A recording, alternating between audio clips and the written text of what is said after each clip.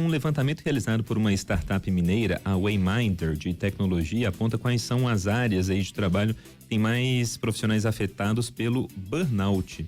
A gente conversa aqui agora sobre esse assunto com o CEO da Wayminder, o Davidson Pedrosa, que está aqui com a gente até com imagens. Convido você a entrar lá no YouTube da Band Minas para assistir a essa entrevista. Tudo bem, Davidson? Bom dia.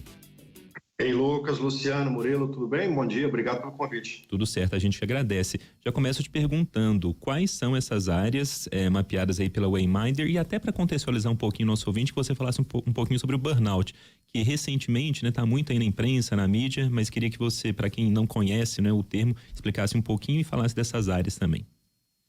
Bom, na verdade a Wayminder, ela fez um levantamento em relação utilizou como base 17 organizações e os seus setores de trabalho. Então, nesse exemplo que nós temos aí publicado, nós utilizamos as áreas de RH, consultoria, serviços gerais, administração e tecnologia. Todos eles foram feitos umas avaliações considerando características de burnout, até porque o burnout hoje nós temos 6 pontos de atenção em relação a esse estresse exacerbado. Então, nada mais é do que uma concentração alta de estresse, que envolve vários fatores, como, por exemplo, questões profissionais no trabalho, até porque hoje burnout se classifica como uma doença ocupacional, já está na CID-11, assim como também ele traz questões relevantes do colaborador, dessa pessoa, no seu ambiente familiar, nas suas questões relacionadas a problemas familiares, financeiros. Então, tudo isso pode acelerar essa doença, e afetar, obviamente, não só o ponto de vista no trabalho, como ambiente familiar também. Ô Davidson, quem fala é Murilo. Eu queria saber se nesse mapeamento, levantamento aí que vocês fizeram, se há algum tipo de recorte por idade, por gênero, ou até por função, por cargo, cargo de gestão estariam mais sujeitos ou não, é uma coisa generalizada? Na realidade, o burnout, ele afeta a todos nós. Se nós formos imaginar toda a população, eu diria que mais de 60% é afetada por essa doença, por vários fatores, uma questão de envolvimento emocional muito intenso, problemas relacionados a recursos que acaba afetando essa pessoa. Então, vamos imaginar que, num primeiro momento, não tem tanto a ver com a geração, idade, sexo, enfim. Agora, é claro que na nossa avaliação, nós levamos em consideração as gerações. Então, dá para perceber, nessas avaliações que foram realizadas, que a geração atual, ela sofre mais com essa doença. Talvez até porque precisamos trabalhar um pouco mais a nossa resiliência. Talvez as gerações anteriores, elas já eram mais moduladas por esse aspecto de resiliência emocional, e nesse aspecto, até como prova dessa avaliação, dá para imaginar que é um aspecto extremamente relevante. Talvez destacando mais agora características como procrastinação, como burnout, e aí isso mostra que essa geração atual ela precisa se dedicar um pouco mais a movimentos de resiliência.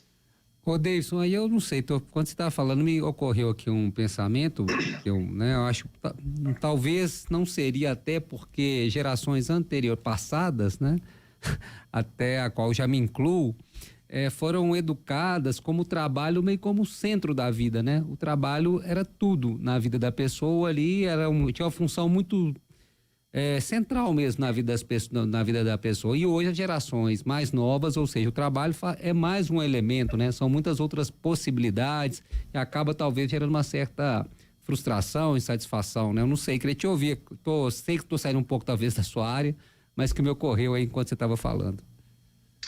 Vamos imaginar o seguinte, eu, por exemplo, iniciando agora a jornada novamente com uma nova startup, mas aos meus 50. Então, passado todo esse tempo, eu sou um indivíduo que trabalho desde os 12. E nesse meio do caminho, com essa jornada empreendedora, você cai, você levanta, você cai, você levanta, e existe um denominador comum. A gente poderia falar dentro do ponto de vista global, como foco, fé, mas existe um elemento que é a resiliência. E a resiliência emocional ela é trabalhada continuamente. É claro que em todo o tempo a gente sempre esteve em evolução. Eu sou da época da máquina de datilografia. Hoje utilizo o computador e acompanhando Reels, TikTok, num movimento muito mais efêmero. Isso dá a essa nova geração que viveu menos esses modelos com mais necessidade de resiliência, talvez até por ausência de recursos.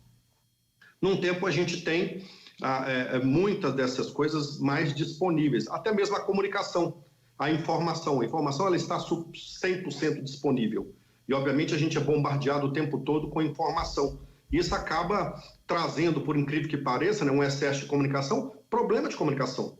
Né? Faz a gente tomar decisão errada porque os movimentos são muito efêmeros, são muito rasos e isso acaba nos consumindo demais. Aí, obviamente, traz, por exemplo, no ambiente colaborativo, problemas, né? Por exemplo, perda de produtividade, aumento de ausência, por quê? Por excesso de informação, excesso de comunicação. Então, a nossa geração, de fato, talvez ela tenha vivido menos isso. Não estou dizendo nem que é bom nem que é ruim, até porque senão a gente fica rotulando demais as gerações e todas elas ainda estão imbuídas no mesmo movimento, né? Tanto é que essas questões relacionadas a estresse, burnout, ansiedade, depressão, se aplica a todos. Eu diria até que houve um marco aí.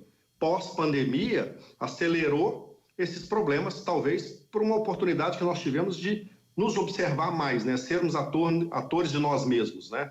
Um movimento mais isolado, em casa, fazendo um home office. Isso faz com que a gente preste mais atenção em nós mesmos. Pois é, preste mais atenção em nós mesmos. E em questão de a Organização Mundial de Saúde classificar como doença ocupacional, né, Davidson? Agora é a Luciana falando com você. Para as empresas, né, de que forma identificar que aquele funcionário, aquele colaborador está passando por uma situação delicada? Porque pode ser que até mesmo o funcionário não consiga identificar isso, né? Como é que vocês trabalham também com esses dois pontos? Bom, a Wayminder, ela utiliza de técnica científica já comprovada, obviamente num primeiro movimento, com o uso de assessments, que é o uso comum tanto para os psicólogos, psiquiatras, até para que a gente possa classificar e identificar a doença.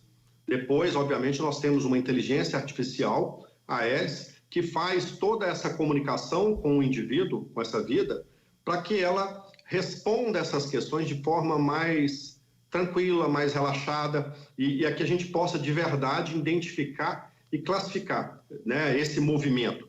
Se é uma questão de procrastinação, de burnout, né, de ansiedade, né, um índice, um princípio de depressão. Obviamente a gente não está ali para identificar, mas apontar a necessidade, né, de acompanhamento e até mesmo o burnout, né, porque muitas vezes na organização, na empresa, ela já percebe isso, né? A gente imagina, começa a ter problema de comunicação, começa a ter problema internos, né? Decisões erradas, tomada de decisões erradas, problemas de ruído entre líder e liderança e liderado. A gente começa a perceber que o próprio liderado ele já começa a ter problemas com produtividade. Quando se fala de liderado, mas também envolve o líder, né? Porque todos eles estão envolvidos com o mesmo problema. E aí, obviamente, começa a perceber lá, né, ausência, absenteísmo, isso no ambiente de trabalho, né? Então, é claro que já se classifica como doença do trabalho, mas eu já tinha falado que são 6 elementos essenciais que classificam esse burnout, e não necessariamente só no trabalho. Tem os problemas que ele traz de casa, problemas financeiros, relacionamento, né, dificuldade de relação com a comunidade, com a sociedade, com a família, isso tudo, eu diria que acelera essa doença. São 10h18, a gente conversou aqui na Band News FM com o Davidson Pedrosa, CEO da Wayminder, sobre esse levantamento realizado pela startup que é daqui de Minas Gerais, inclusive, sobre áreas aí afetadas ou com profissionais mais afetados pelo burnout. Ô, Davidson, obrigado, viu, pela conversa. Boa semana. Obrigado, bom dia. Um bom dia.